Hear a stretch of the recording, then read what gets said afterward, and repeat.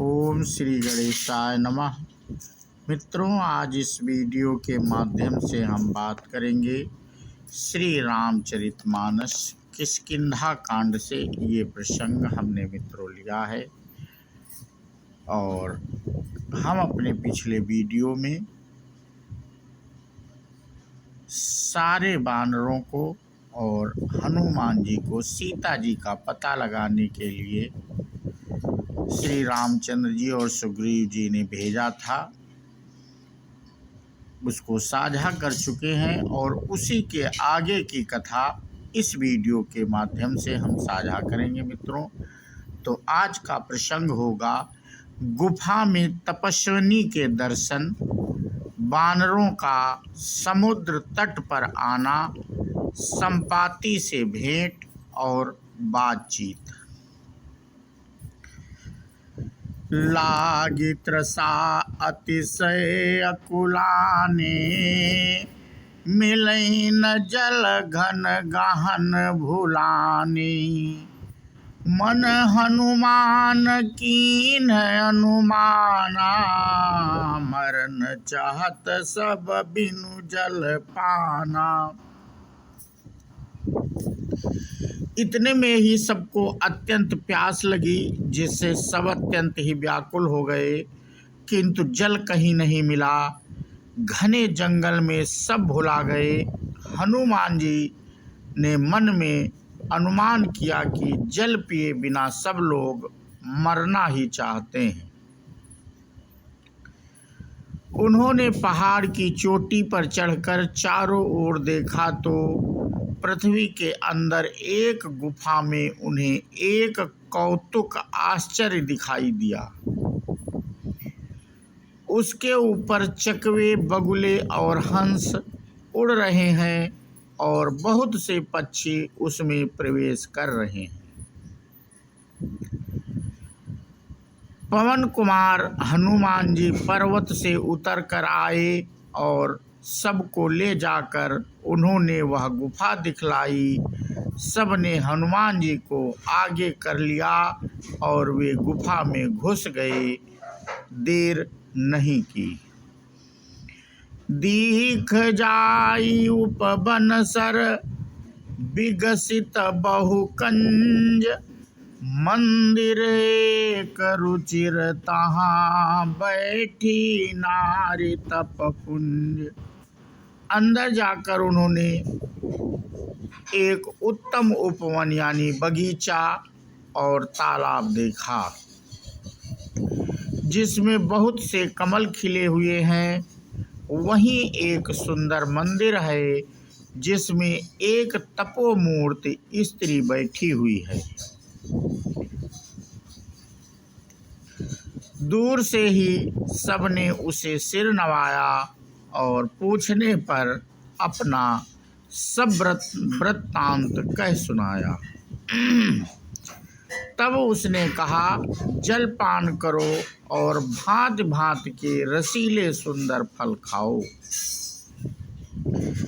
आज्ञा पाकर सबने स्नान किया, मीठे फल खाए और फिर सब उसके पास चले आए। तब उसने अपनी सब कथा कह सुनाई और कहा, मैं अब वहाँ जाऊंगी जहाँ श्री रघुनाथ जी हैं। तुम लोग आंखें मूंद लो और गुफा को छोड़कर बाहर जाओ। तुम सीता जी को पा जाओगे, पछताओ नहीं, निराश ना हो। आंखें मूंद कर फिर जब आंखें खोली तो सब वीर क्या देखते हैं कि सब समुद्र के तीर पर खड़े हैं और वह स्वयं वहां गई जहां श्री रघुनाथ जी थे। उसने जाकर प्रभु के चरण कमलों में मस्तक नवाया और बहुत प्रकार से विनती की। प्रभु ने उसे अपनी अनपायनी अचल भक्ति दी। बदरी बन कहु सो गई, प्रभु आज्ञा धरि शीस। उर धरि राम चरण जुग, जे बंदत अजईस। प्रभु की आज्ञा सिर पर धारण कर और श्री राम जी के युगल चरणों को, जिनकी ब्रह्मा और महेश भी वंदना करते हैं, हृदय में धारण कर वह स्वयं प्रभा बद्रिका आश्रम को चली गई।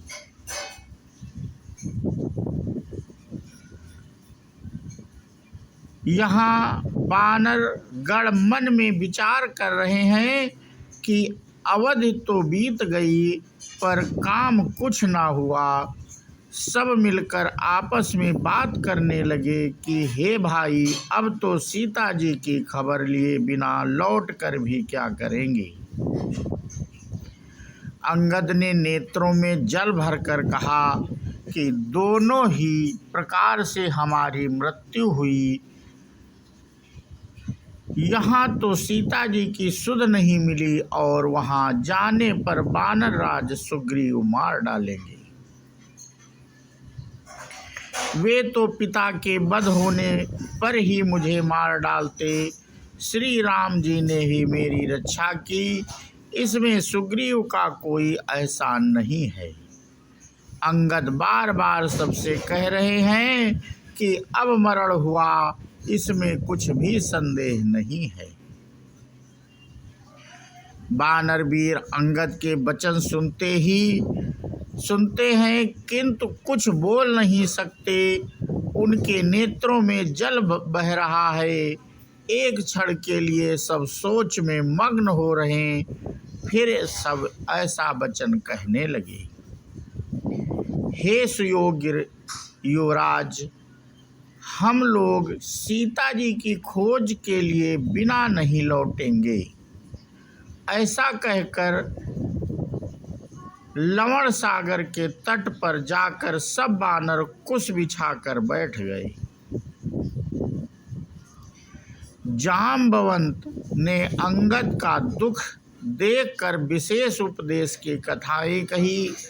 वे बोले, हे तात, श्री राम जी को मनुष्य ना मानो, उन्हें निर्गुण ब्रह्म अजेय और अजन्मा समझो।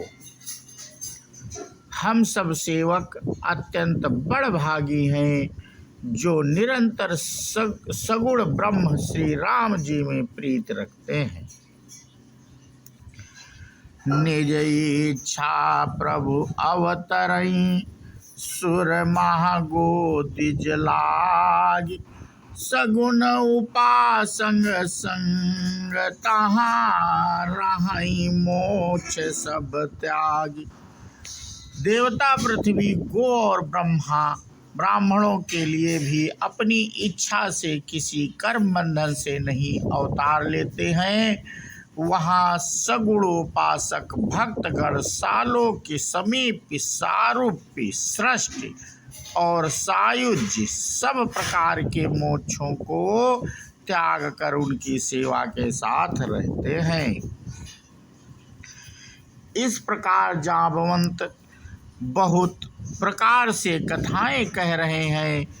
इनकी बातें पर्वत की कंदरा में संपाति ने सुनी। बाहर निकलकर उसने बहुत से बानर देखे। तब वह बोला, जगदीश्वर ने मुझको घर बैठे बहुत सा आहार भेज दिया। आज इन सबको खा जाऊंगा। बहुत दिन बीत गए, भोजन के बिना मर रहा था। पेट भर भोजन कभी नहीं मिलता। आज विधाता ने एक ही बार में बहुत सा भोजन भेज दिया। गीध के वचन कानों में से सुनते ही सब डर गए कि अब सचमुच ही मरना हो गया। यह हमने जान लिया। फिर उस गीध संपाति को देखकर सब वानर उठ खड़े हुए। जाम्बवंत जी के मन में विशेष सोच हुआ। अंगद ने मन में विचार कर कहा, आहा, जटायु के समान धन्य कोई नहीं है। श्री राम जी के कार्य के लिए शरीर छोड़कर वह परम बड़भागी भगवान के परम धाम को चला गया। हर्ष और शोक से युक्त वाणी सुनकर वह पक्षी संपाति वानरों के पास आया। वानर डर गए। उनको अभय वचन देकर उसने पास जाकर जटायु का वृत्तांत पूछा। तब उन्होंने सारी कथा उसे कह सुनाई। भाई जटायु की कहानी सुनकर संपाति ने बहुत प्रकार से श्री रघुनाथ जी की महिमा का वर्णन किया। मोहि लय जाओ सिंधु तट देव तिलांजलि ताहि बचन सहाय कर बिमय पैहौं खोजहूँ जाहि। उसने कहा, मुझे समुद्र के किनारे ले चलो, मैं जटायु को तिलांजलि दे दूं। इस सेवा के बदले मैं तुम्हारी वचन से सहायता करूंगा और सीता जी कहाँ हैं सो बतला दूंगा। जिससे तुम खोज रहे हो उसे पा जाओगे। समुद्र के तीर पर छोटे भाई जटायु की क्रिया श्राद्ध आदि करके संपाति अपनी कथा कहने लगा।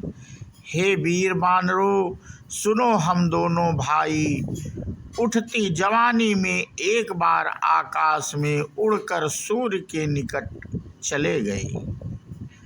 इस प्रकार जामवंत बहुत प्रकार से कथाएं कह रहे हैं। इनकी बातें पर्वत की कंदरा में संपाति ने सुनी थी। वहाँ चंद्रमा नाम के एक मुनि थे। मुझे देखकर उन्हें बड़ी दया लगी। उन्होंने बहुत प्रकार से मुझे ज्ञान सुनाया और मेरे देह जनित देह संबंधी अभिमान को छुड़ा दिया। उन्होंने कहा, त्रेता युग में साक्षात पर ब्रह्म मनुष्य शरीर धारण करेंगे। उनकी स्त्री को राक्षसों का राजा हर ले जाएगा। उसकी खोज में प्रभु दूत भेजेंगे। उनसे मिलने पर तू पवित्र हो जाएगा और तेरे पंख उगाएंगे। चिंता ना कर, उन्हें तू सीता जी को दिखा देना। मुनि की वह वाणी आज सत्य हुई। अब मेरे वचन सुनकर तुम प्रभु का कार्य करो। त्रिकूट पर्वत पर लंका बसी हुई है। वहाँ स्वभाव से ही निडर रावण रहता है। वहाँ अशोक नाम का उपवन यानी बगीचा है जहाँ सीता जी रहती हैं। इस समय भी वे सोच में मग्न बैठी हैं। तो मित्रों, आज अपना प्रसंग हम यहीं पे समाप्त करते हैं और इसके आगे की कथा हम अपने अगले वीडियो के माध्यम से आप लोगों से साझा करेंगे। बोलो सियावर रामचंद्र की जय, हनुमान जी की जय। जय हिंद, जय भारत, वंदे मातरम।